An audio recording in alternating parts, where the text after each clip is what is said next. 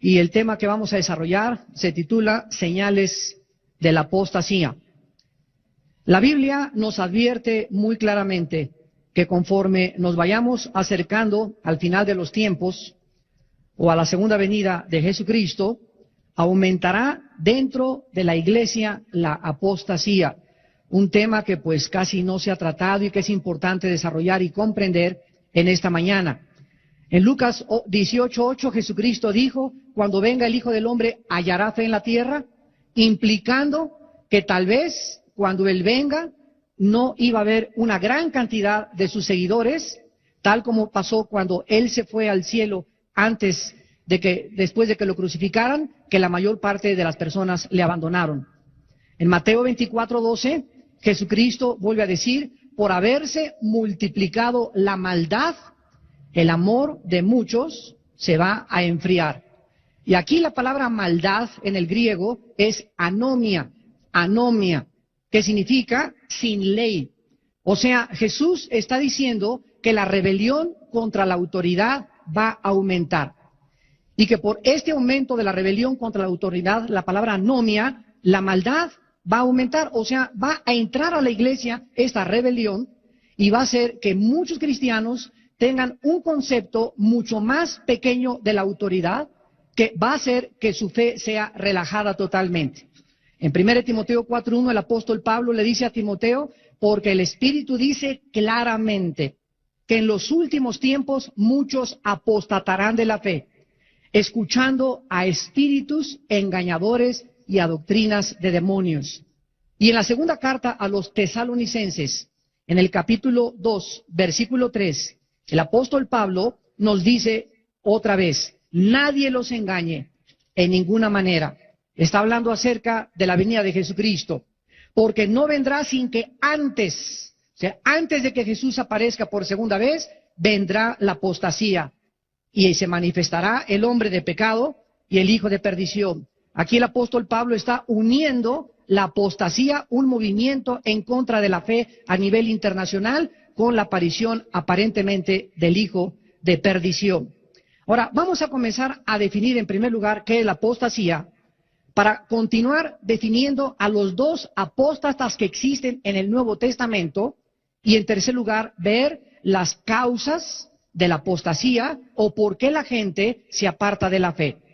En primer lugar, en 1 Timoteo 4:1, la palabra apostatar, en los últimos tiempos muchos apostatarán de la fe, es la palabra griega apistemi, que significa llevarse fuera, seguir otro curso, salirse del camino. Vamos a ver esta palabra en Hechos 5, versículo 37, que nos va a dar un poco más de luz. Dice Hechos 5:37, después de se levantó Judas el Galileo en los días del censo y llevó en pos de sí. Esta frase, llevó en pos de sí, es la palabra griega apistemi. Entonces nos damos cuenta que tiene que ver con salirse fuera o con la influencia de terceras personas que nos pueden sacar del camino.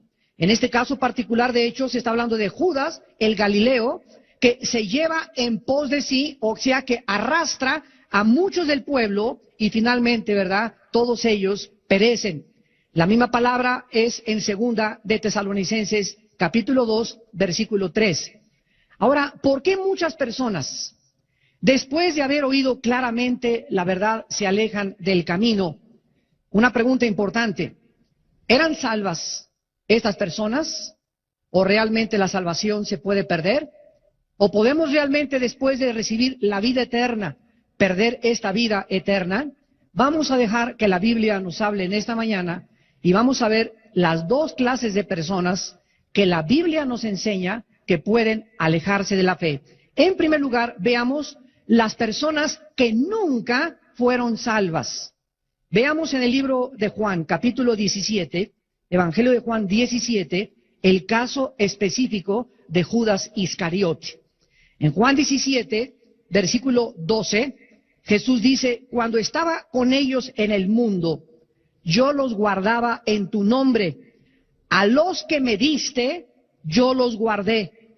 Y ninguno de ellos se perdió, sino sino el hijo de perdición, para que la escritura se cumpliese. Vamos a entender dentro del contexto las palabras de Jesús. Miren ustedes en el versículo 2 del mismo capítulo. Le has dado potestad sobre toda carne para que haya vida eterna a los que le diste. Versículo 6. A los que del mundo me diste, tuyos eran y me los diste. Versículo 9. Sino por los que me diste, porque tuyos son. Versículo 11. Ya no estoy en el mundo, estos están en el mundo. Padre Santo, a los que me has dado, guárdalos en tu nombre. Y en el versículo 12, otra vez, a los que me diste, los guardé. Vemos nosotros en la oración de Cristo que todos nosotros somos un regalo del Padre al Hijo. Y que antes de que nosotros fuéramos a Jesucristo, nosotros le pertenecíamos al Padre. Y el Padre, sabiendo, ¿verdad? Desde luego no vamos a entrar en una teología profunda de la predestinación, nos tomó y nos dio, somos la iglesia, somos un regalo, somos la novia que el Padre le trae a su Hijo Jesucristo. Y Jesucristo, orando en esta oración sacerdotal, le dice al Padre, Padre Santo, a los que me diste. No está implicando que nosotros determinamos ir a Cristo, sino que el Padre nos guió, nos envió, nos llevó a su Hijo Jesucristo. A esos Jesús dice, yo los guardé. Y ninguno de los que el Padre me da se va a perder. Ninguna oveja se va a perder porque están seguras en mi mano. Juan 10. Pero el único que se perdió fue alguien que el Padre no le dio a Jesús y que se llama Judas Iscariote. Para que la escritura se cumpliese de que este discípulo fue llamado siempre hijo de perdición. Nosotros somos hijos de bendición, hijos del Padre, por cuanto somos hijos envió el Espíritu Santo a morar en nuestras vidas. Vamos a continuar en Juan 18, versículo 8, y dice la Biblia, respondió Jesús, les he dicho que yo soy. Si me buscáis, dejen ir a estos. Y lo comparamos con Juan capítulo 13, versículo del 10 al 11, cuando Jesús ya está en la última cena, en la víspera de su crucifixión, dice estas palabras. Jesús le dijo, Juan 13, 10, el que está lavado no necesita sino lavarse los pies, pues está todo limpio. Y vosotros limpios estáis, aunque no todos, porque sabía quién le iba a entregar. Por eso dijo, no estáis limpios todos. Versículo 18, no hablo de todos vosotros. Yo sé a quienes he elegido, mas para que se cumpla la escritura, el que come pan conmigo levantó contra mí su calcañar. Vemos pues aquí en la Biblia claramente que Judas nunca tuvo la salvación. Judas fue siempre el diablo.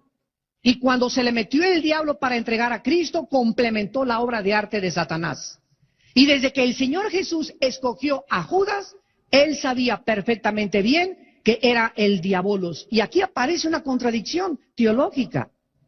¿Cómo puede Dios escoger a una persona que sabe que es el diablo para poder unirse? Es que nosotros vemos esto en la teología del origen de la maldad.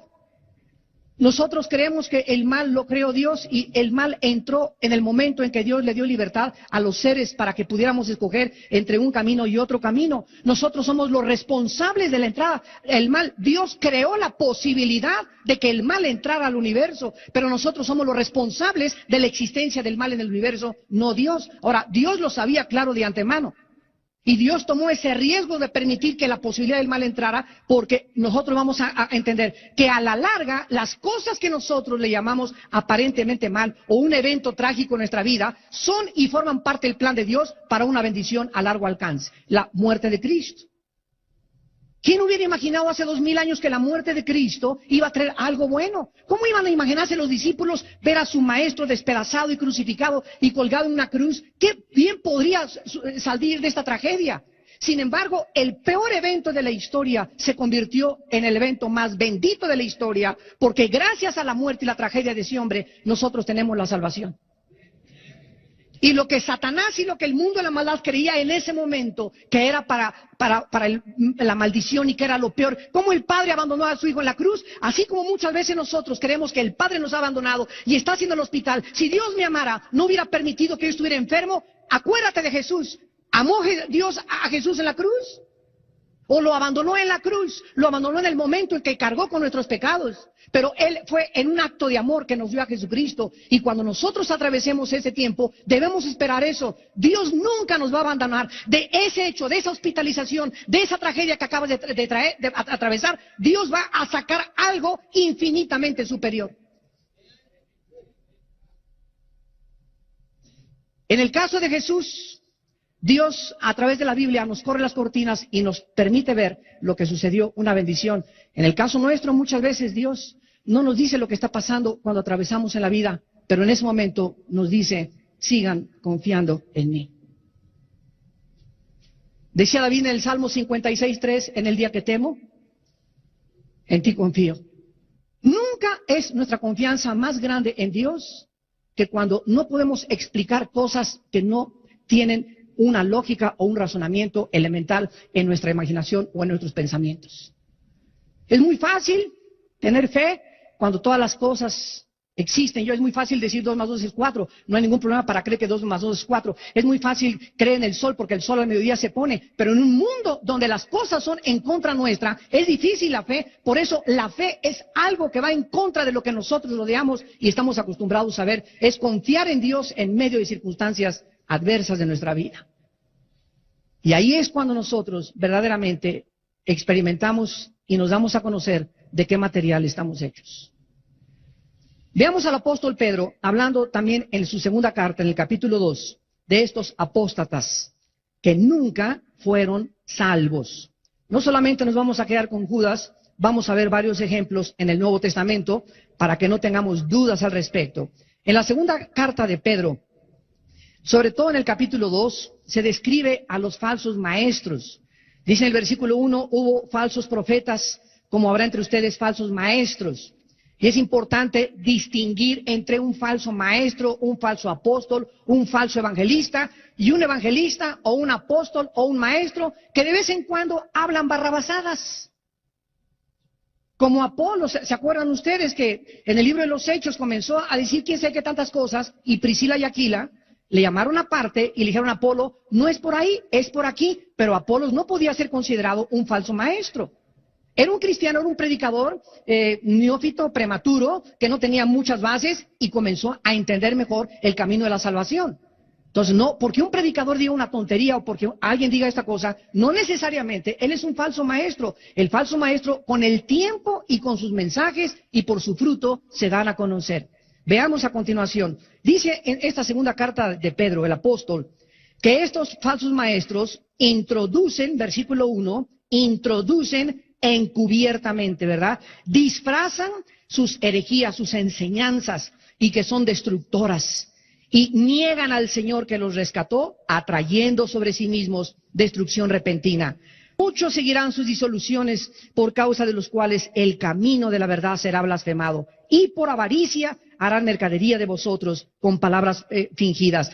Pedro describe claramente que una persona que ama el dinero, un hombre de Dios que ame el dinero, un hombre de Dios que cobre por sus servicios, está en camino de apostatar de la fe. Ahora que estábamos en esta cruzada la semana pasada en Tabasco, les decía yo al grupo de pastores que nos invitaron, nos hablan de Colombia, nos hablan allá de Venezuela. Hermano, queremos que venga a traer una cruzada aquí a nuestra ciudad. ¿Cuántos son sus honorarios? Le digo, ¿de qué me están hablando? Sí, le estamos preguntando que cuántos son sus honorarios. Y les dije, ¿quién les ha cobrado honorarios? Porque el día que ustedes inviten a un evangelista que les cobre honorarios, no lo vuelvan a invitar. Es un mercenario de la fe. Está prostituyendo el evangelio. Un hombre de Dios no puede cobrar. Bueno, díganos en qué tipo de hotel quiere que lo pongamos. No les voy a decir, pónganme donde ustedes quieran. Yo primero tengo que asegurarme, voy a orar, de que esto es de Dios. No solamente agarro el teléfono y acepto la invitación, tengo que pedirle a Dios la dirección de que es de Dios. Y si es de Dios, Él proveerá. Y no me importa dónde me pongan ustedes, no me va a faltar ni comida. Y si me quieren dar ofrenda, dénmela. Y si no me la den, está bien también. Dios otro día me la dará por otro lado. Pero yo voy ahí a predicar el evangelio.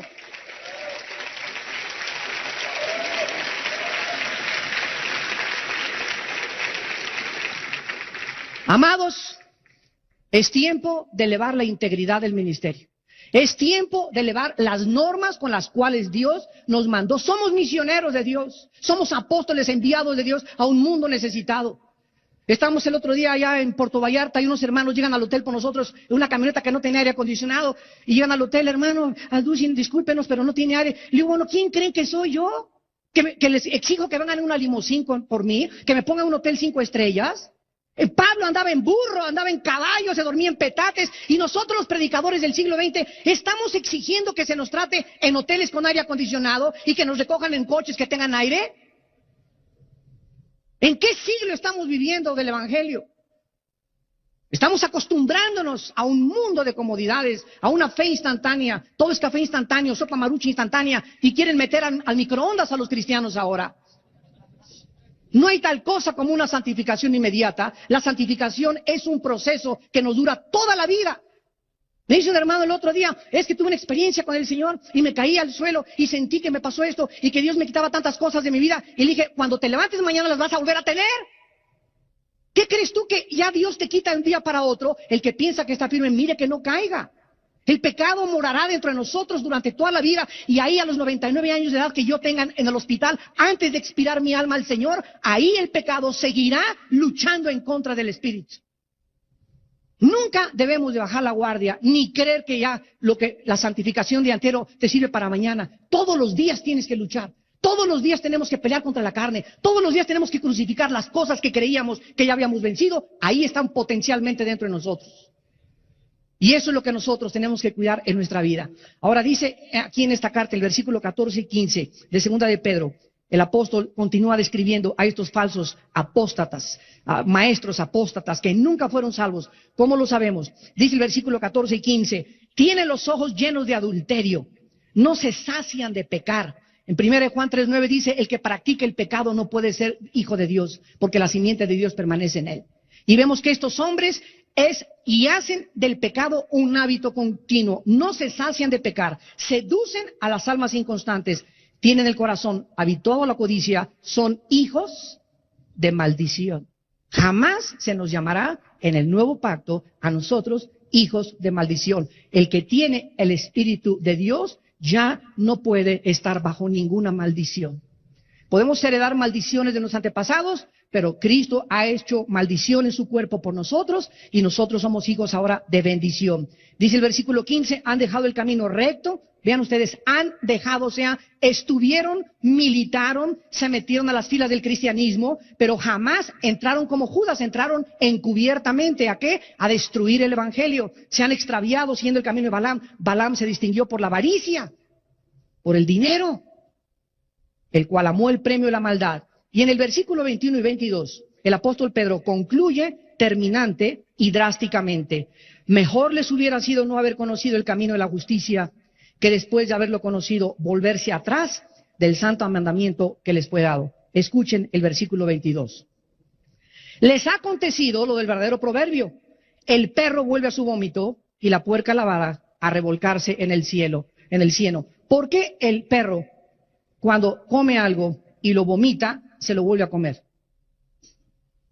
¿Por qué los gatos no hacen eso? ¿Por qué los rinocerontes no hacen eso? ¿Por qué los leones no hacen eso? ¿Por qué los pericos no hacen eso? ¿Por qué solamente el perro tiene esta característica? Pues porque es perro, ¿verdad? Si para que el perro no regrese a su vómito, se le tiene que cambiar su naturaleza. ¿Por qué el puerco lo bañas y le pones un perfume y le pones un listón y lo sacas? Dura 10 minutos y regresa otra vez al lodo, porque es su naturaleza.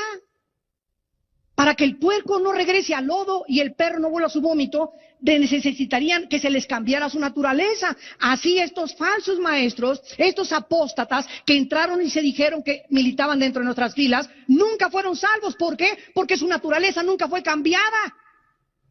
Regresaron a su vómito, les duró muy poco tiempo, porque fueron personas introducidas, fueron espías enviados del infierno.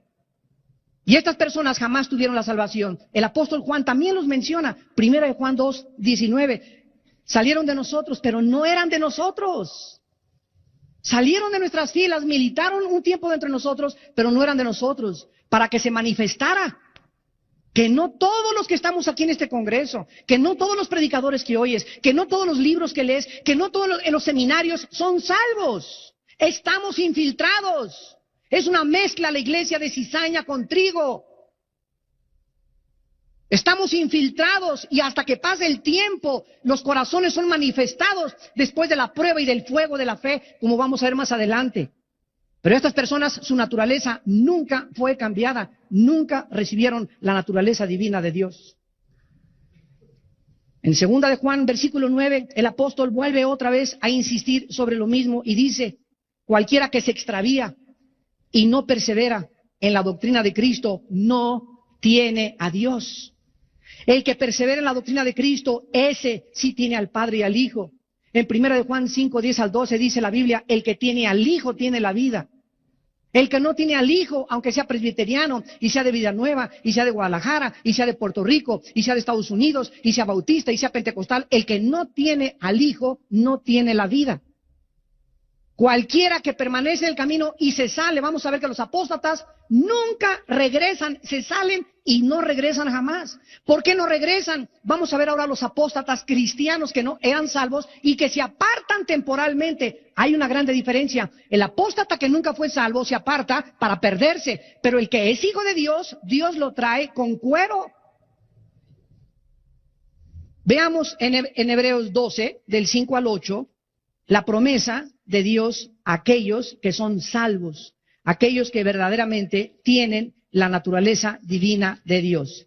Dice en Hebreos 12, versículo del 5 al 8, ya habéis olvidado la exhortación que como hijos se os dirige, diciendo: hijo mío, no menosprecies la disciplina del Señor, ni desmayes cuando eres reprendido por Él, porque el Señor al que ama, disciplina, y azota al que recibe por hijo. En otras palabras, si tú no eres hijo de Dios, esos apóstatas, esos maestros, como nunca fueron hijos de Dios, nunca reciben la disciplina de Dios, hasta el tiempo se manifiestan sus corazones y se pierden. ¿Quién es, por ejemplo, Jim Jones? Era en 1978, se llevó a 1,000 personas a la Guyana, a Sudamérica. Él era pastor metodista. Raúl Macín en México, pastor de la iglesia La Santísima Trinidad de Monterrey, fue después de 5 años de ser pastor, se unió al Partido Comunista. David Koresh, hijo de padres bautistas y bautista, guía una secta en Waco, Texas, y los lleva a la destrucción. Y así tenemos la historia del cristianismo. William Graham, que está en Guadalajara, que fue el que bautizó a Chuy. No es cierto. Por todos lados tiene este hermano iglesias, ¿verdad? Y dice que él es el ángel de Apocalipsis. Cálmate, Habacuc. Salieron de nosotros, pero no eran de nosotros. Jim Jones salió de la iglesia metodista, David Koresh de la iglesia bautista, Macín de la iglesia metodista en Monterrey, y así tenemos cantidad de falsos profetas. William Branham también en los 40, 50 tenía campañas evangelísticas, y de repente se le metió el diablo, y comenzó a decir que él era el apóstol de Dios, y que él era el ángel de Apocalipsis, y que solamente él tiene la verdad. Entonces se manifiesta con el tiempo que esta persona nunca tuvo la naturaleza de Dios, nunca su naturaleza fue cambiada, fue introducido encubiertamente. Pero los hijos de Dios, dice la Biblia, son disciplinados por el Señor. En la historia del hijo pródigo, el hijo pródigo es otro ejemplo de un cristiano. Nunca dejó él de ser hijo. Se usa evangelísticamente este mensaje y está bien. Pero si nos vamos al exégesis del pasaje, nos damos cuenta que el hijo pródigo nunca perdió su posición de hijo. Y se salió y apostató y se fue y dame y se perdió, pero llegó un momento en que despertó su conciencia al Señor y estando en esa condición dijo: ¿qué hago aquí alimentando a los puercos? En la casa de mi padre. Se levantó y fue y se arrepintió y dijo el padre, ¿verdad? Mi hijo estaba perdido, pero ha sido hallado ahora. Y vemos la disciplina de Dios de cómo lo lleva a desperdiciar su vida, pero regresa porque Dios ha prometido que lo que ha comenzado en nuestra vida, Filipenses 1:6, lo va a completar. Y dice en Judas que Dios es poderoso para guardarnos sin caída también. Y dice en 1 de Pedro que somos sostenidos por el poder de la fe. Mientras nosotros nos mantengamos confiando en Dios, Dios nos seguirá sosteniendo.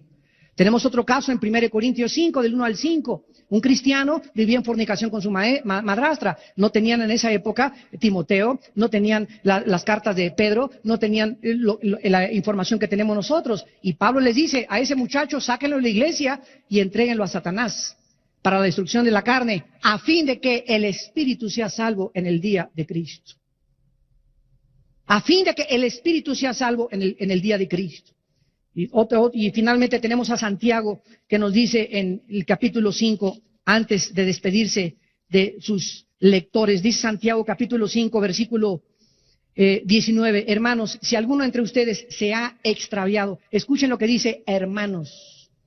Está hablando a los hermanos que se han extraviado. Si alguno de entre ustedes, o sea, de entre los hermanos, se ha extraviado la verdad y alguno le hace volver, sepa que el que haga volver al pecador del error del camino, salvará de muerte un alma y cubrirá multitud de pecados. ¿De qué tipo de muerte está hablando Santiago? Está hablando de la muerte física. El mismo caso de 1 Corintios 5 y el mismo caso de 1 Corintios 11. Los corintios tomaban la cena y por no discernir el cuerpo del Señor, ¿qué les pasó? Se enfermaron y se comenzaron a morir. La muerte física. Dice la Biblia que cuando un hijo de Dios no entiende, Dios te lleva a casa antes de tiempo.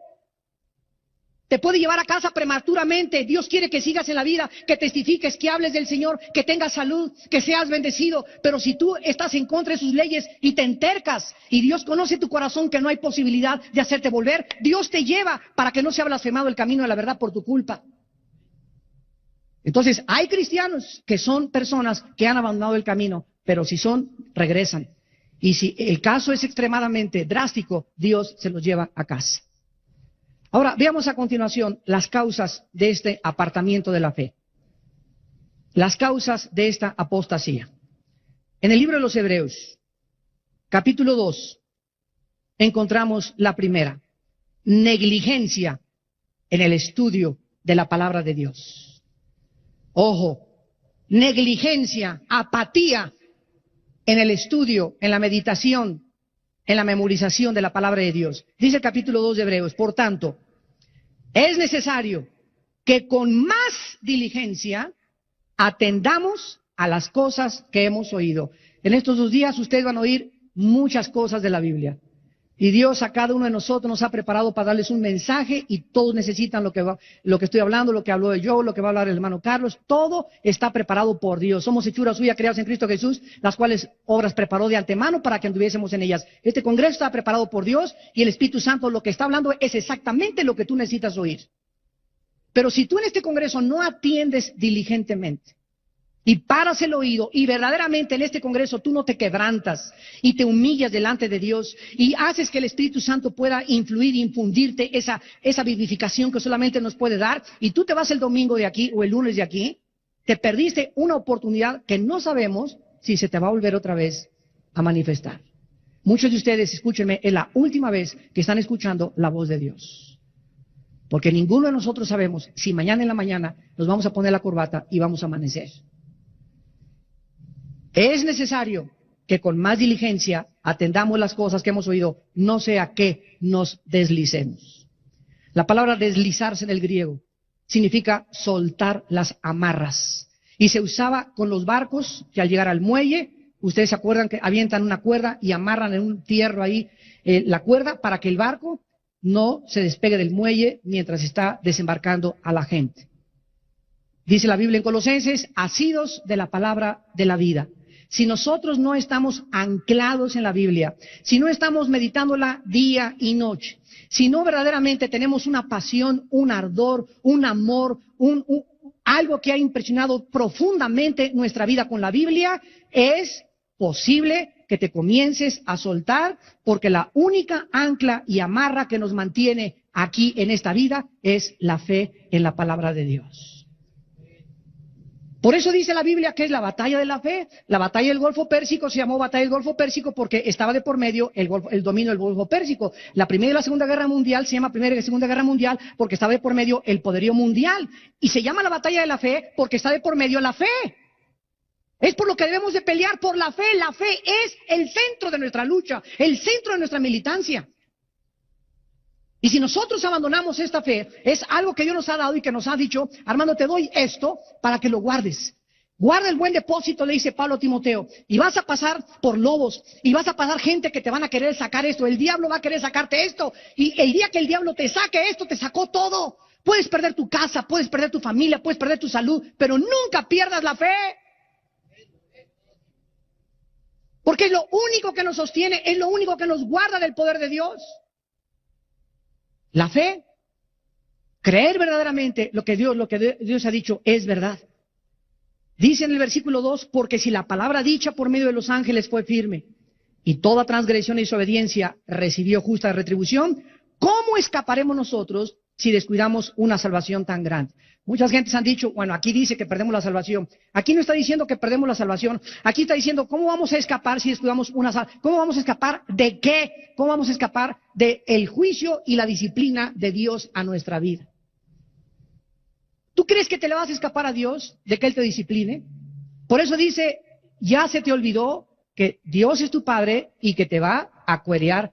Y si tú obedeces por las buenas con la palabra, no hay ningún problema. Pero si no obedeces, Dios dice, Dios al que recibe, azota por hijo. La palabra azotar en hebreos es castigar físicamente.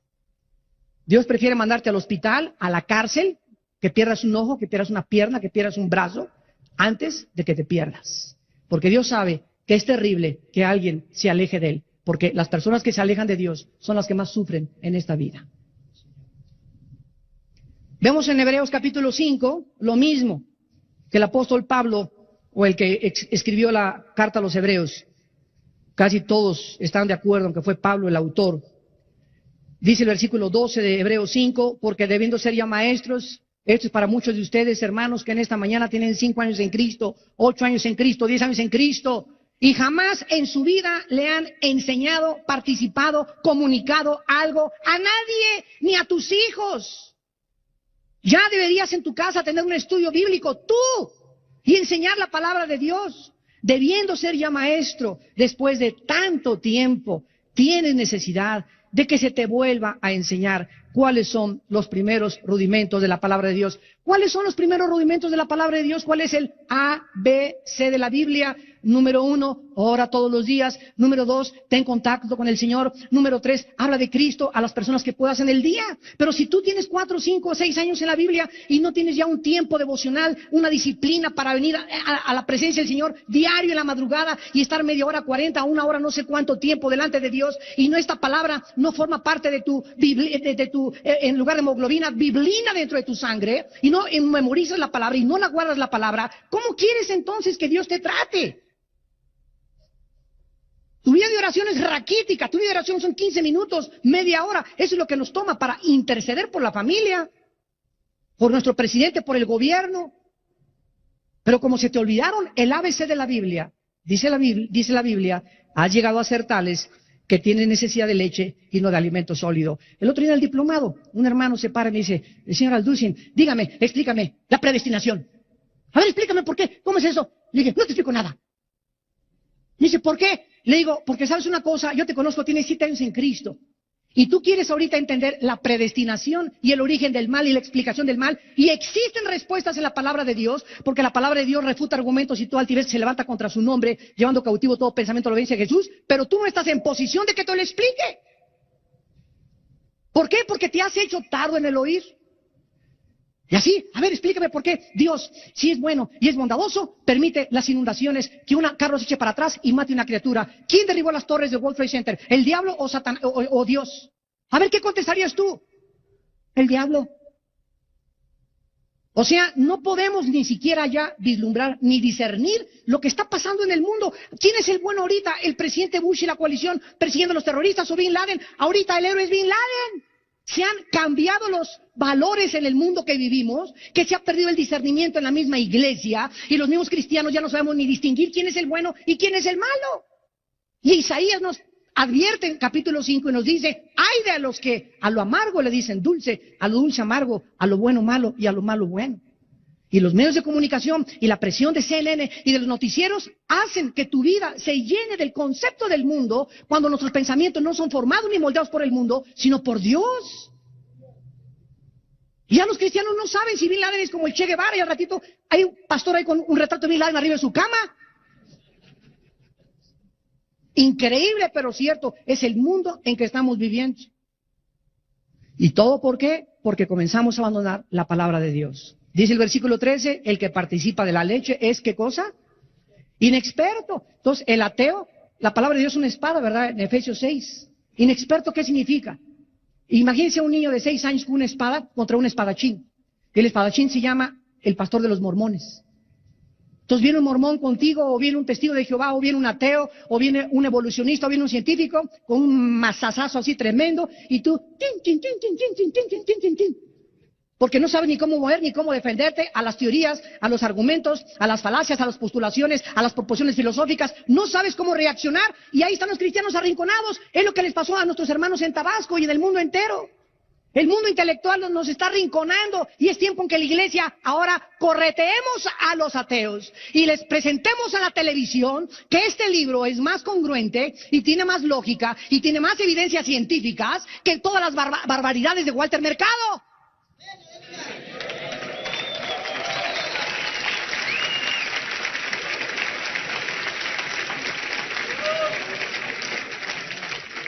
Dios te está buscando. Dios te está buscando, hermano. Jóvenes, escúchenme. Dios está buscando a jóvenes que se preparen, que conozcan la Escritura, que estudien la Escritura, que memoricen la palabra, para ver que a través de ellos Dios va a mostrar su poder, como dice 2 Crónicas 16. Dios está buscando, sus párpados buscan hombres que tengan un corazón recto para mostrar a través de ellos su poder, para infundirles ánimo, para infundirles sabiduría, para infundirles un valor sobrenatural que es el que se necesita para pelear con tantos gigantes de los cuales la tierra está poblada. Necesitamos Davides, necesitamos Danieles que estén escudriñando, necesitamos Josés que estén verdaderamente aguantando con paciencia el tiempo de Dios. Necesitamos entender qué es lo que Dios quiere en nuestras vidas. En segundo lugar, en Hebreos 12, encontramos otra causa de la apostasía. Y esta es, desgraciadamente, la más común en la mayor parte actualmente del mundo cristiano. Una raíz de amargura. Amargura. Dice en Hebreos 12, versículo 15, mirad bien. Esta frase, mirad bien, significa que en la iglesia tenemos que estar así, con los ojos abiertos, cuidando, velando. Antes que nada, miren, ¿qué se nos manda a cuidar? ¿Qué se nos manda a vigilar? No sea que alguno entre ahí, entre tu familia, entre tus hermanos, pastores, lo que sea, alguno deje de alcanzar la gracia de Dios. Es increíble que en la vida cristiana un cristiano deje de alcanzar la gracia de Dios. Ahorita vamos a explicar a qué tipo de gracia se refiere. Que brotando alguna raíz de amargura les estorbe y por ella muchos sean contaminados. Hermanos en Jesucristo, en la vida cristiana sobran las razones para desilusionarnos, para desanimarnos, para ya aventar la toalla, para ya no querer pelear, pero tenemos que recordar que ese tiempo en el que nosotros hemos sido acusados, calumniados, y escúchenme, nadie a quien Dios vaya a usar se escapa de estas pruebas. Nadie. Todos aquellos a quien Dios llama los lleva a un desierto y los mete a un horno de fuego. ¿Quién es un líder? Un líder es una persona que pasó la prueba de la persecución, pasó la prueba de las calumnias, pasó la prueba de la desilusión, y son etapas en la vida, y cuando sale de todas esas pruebas, el líder sigue así, hola, gloria a Dios, aleluya. No se le nota ni se le ven huellas de que el horno ni el fuego quemó ni sus botones. ¿Por qué? Porque en todas estas pruebas que el líder pasó, Jesús estaba con él. Esa es la grande diferencia. Ahora, si tú entras a las pruebas y en esas pruebas, en esa persecución, en esas desilusiones, en ese desánimo, o no te agarras con todas tus fuerzas de Jesús y no te aferras a Él y no lo abrazas apasionadamente, y en esos tiempos, en el día que temes en Él confías, y en esos tiempos no estás más que nunca, confiando más que nunca en Él, cuando salgas de las pruebas se te ve en la cara de sapo que tienes. Líderes y pastores que han atravesado pruebas, repito, y salen amargados, llegan a la iglesia y puedes oír en sus mensajes la amargura. Y el espíritu de la amargura se transmite a sus ovejas. Y son ovejas contaminadas por el espíritu amargado que tiene el pastor. Porque el pastor tiene una herida de la cual no ha sido sanado. Dice aquí que la amargura impide que del cielo Dios me use.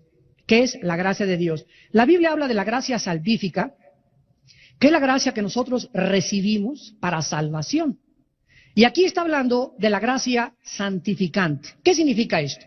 Dios, en el momento que me convierto, me da su gracia, y por esa gracia es una fuerza inmerecida de Dios, es una capacidad que Dios me da para que yo pueda creer en su Hijo Jesucristo y pueda formar parte de su ejército. Pero una vez que yo soy cristiano, necesito todos los días de mi vida esa gracia seguirla recibiendo. ¿Y qué es esta gracia? Apunta a la definición, es la capacidad que Dios nos da para que podamos hacer su voluntad. Es la capacidad o la habilidad que Dios nos da para que podamos hacer su voluntad. En otras palabras, ser padre de familia es imposible sin la gracia de Dios. Presentarme delante del presidente Fox, en 3 semanas vamos a estar con él para preguntarle los programas de televisión, la programación. Si yo me presento delante de Fox y no voy con la gracia de Dios que me respalde, no voy a encontrar gracia ante sus ojos. Educar a mis hijos y darles consejos es imposible si no tengo la gracia de Dios. No podemos levantar este edificio porque Jehová no es el que levanta el edificio, en vano estamos construyendo. Si Jehová no vela la guardia, aunque traiga guardaespaldas y carros blindados y ametralladoras, de nada me sirve. Si no es Él el que está obrando y operando en mi vida, todo lo que estoy haciendo a mi alrededor es vano. ¿Y qué es lo que impide que esa gracia llegue a mi vida? La amargura. En ese momento, el rencor que tú tienes contra alguien que te lastimó, que habló mal de ti, aguántalo y perdónalo. Perdónalo 70 veces 7. Perdona y sigue perdonando. Ayer llegó un hermano, ya grande, Armando, fíjate que mi esposa me dijo de cosas, le hablé por teléfono, le dije que era una piruja, que era una prostituta, y me dijo, no vengas a la casa en 3 días a dormir. ¿Qué hago? Le dije, número 1, respeta lo que tu esposa te dice, porque si tú le insultaste, violaste un mandamiento de Dios. Yo no te voy a decir exactamente las consecuencias o los resultados, pero te voy a decir lo que la Biblia dice. Dios quiere que tú en esta noche le hables por teléfono y le digas, mi vida, estoy arrepentido, estoy quebrantado, perdóname por lo que te dije, y quiero decirte que si me dejas ir a dormir a la casa. Y si ella te dice no, le dices en qué hotel vas a estar y con quién te vas a acostar para que no tengas sospechas de que te fuiste con otra mujer. Me dice, pero es humillante. Le dije, es lo que Dios quiere que hagas, que te humilles después de haberle insultado y agredido y haberle rota porque es un vaso frágil ante los ojos de Dios. Le dije, ya los resultados mañana no sé cómo va a reaccionar tu esposa, pero tú te vas a tener que quebrantar por un buen tiempo porque la has lastimado muchísimo. Y Dios dice que cualquier hombre que tiene una relación equivocada en su matrimonio, Dios no escucha tus oraciones. 1 Pedro 3:7.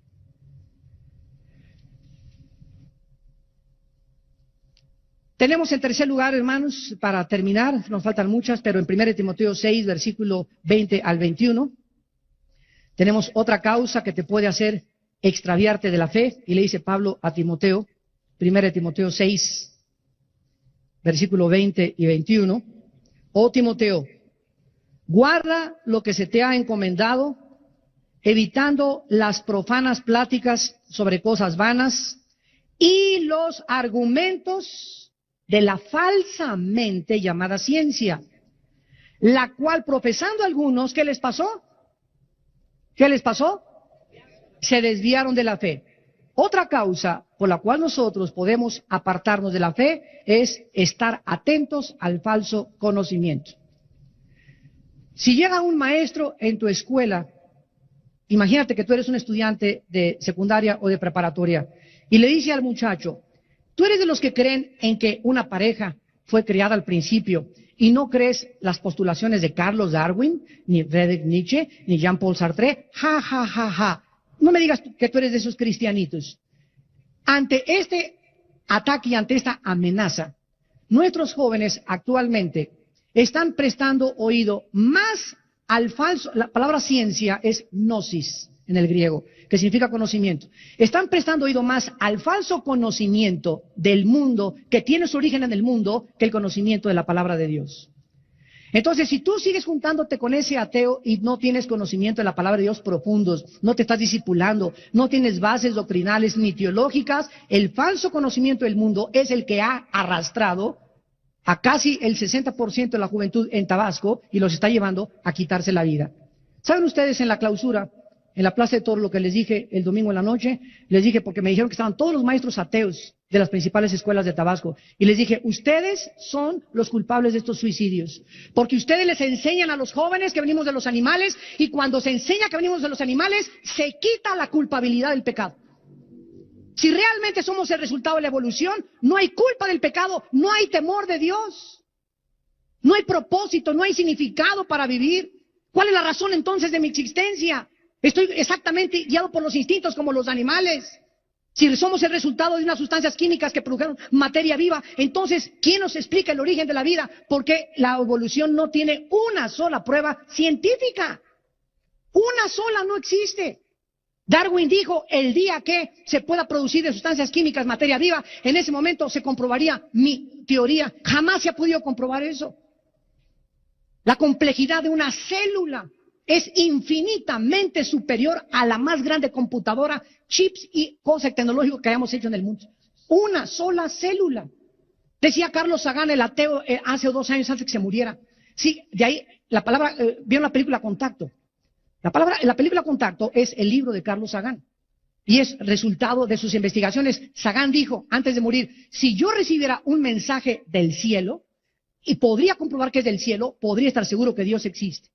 Sin embargo, Sagan no sabe que no solamente hemos recibido un mensaje, sino que el mismo Dios bajó en la persona de Cristo hace 2000 años. Ahora, ¿qué mensaje hemos recibido del cielo? Miren ustedes. ¿Saben ustedes cuál es la última evidencia que Dios nos está dando científicamente a los cristianos para demostrar que la Biblia es la palabra de Dios? Los códigos secretos de la Biblia. ¿Saben ustedes de qué les estoy hablando? De que una persona, un hermano, Rafael Bayán, en San Antonio, Texas, comenzó a ver la Biblia en el Antiguo Testamento y comenzó a descubrir que cada 14 letras, o sea, se brincaba cada 14, cada 14, cada 14, cada 14, cada 14, cada 14, aparecía la palabra Yoshua HaMashiach, profeta, rey y sacerdote. Cada 14 letras. Esto se llama letras equidistantes y se llama código. Este hombre mandó este descubrimiento a Canadá al jefe de los rabinos en Canadá, un judío no mesiánico, que cuando comenzó a leer el libro de este hermano, comenzó a escudriñar la Biblia y se convirtió al cristianismo. Y ahora este rabino, el jefe de los rabinos judíos en Canadá, está en las calles de Canadá predicando a Jesucristo como el Mesías. ¿Saben ustedes de qué les estoy hablando? Miren, hagan de cuenta que lo que es un código. Los códigos comenzaron a descifrarse en la Primera Guerra Mundial. Yo estoy en la cárcel, mi esposa está afuera y le quiero mandar un recado que no quiero que nadie lo intercepte. Es lo que está haciendo Bin Laden. En eso le mando una carta a mi esposa, ¿cómo estás? Muy bonita, bla, bla, bla, bla. Pero le digo a mi esposa, cada cuarta letra, sácala. Cada cuarta letra, sácala. Cada cuarta letra, sácala. Y ahí está verdaderamente el mensaje que te quiero enviar. Entonces nadie puede saber que cada cuarta letra se encuentra un mensaje en código. Código es un lenguaje en secreto, escondido, que nadie puede descifrar más que las personas que lo desarrollaron. Entonces, Dios escondió en la Biblia códigos secretos solamente para demostrarnos, como dijo este rabino, jamás nosotros que somos los maestros de la Torah, o así lo asumimos, hubiéramos imaginado, esto es sobrenatural. Cuando se encontró en código también el nombre de Hitler, se encontró el nombre de Auschwitz, que es el nombre de los campos de concentración donde mataron a millones de judíos en Alemania. Se encontró el nombre de Himmler. Y estos no son coincidencias. Ahora una cosa importante, nunca los códigos que están descubriendo hablan del futuro, sino de cosas pasadas.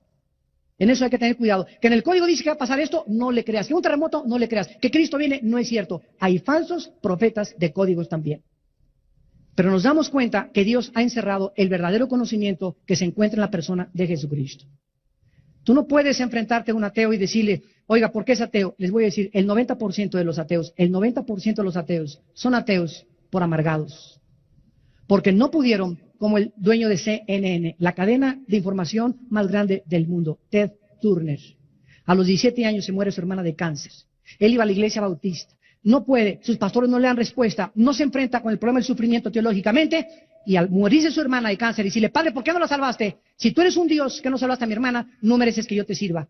Y se volvió ateo, Ted Turner, o sea, nunca fue cristiano, y es el enemigo más grande del cristianismo actualmente. Se casa con una muchacha, la reina de los aeróbics, Jane Fonda. La muchacha Jane Fonda se convierte hace 4 años a Jesucristo. Ted Turner le dice, o tú o Cristo. Le dice, Jane, see you later, alligator. Ahí nos vemos. Se divorcian los dos, ella hace un libro y dice Jane Fonda en su biografía, jamás en mi vida había estado casado con el hombre más rico y millonario del mundo, pero a la vez el hombre más vacío, más amargado y con el odio más grande contra Dios que jamás he escuchado. La última vez que le dije a Ted cuando hablamos por teléfono fue, Ted, si realmente no existe Dios, ¿por qué te has pasado la vida peleando contra algo que no existe?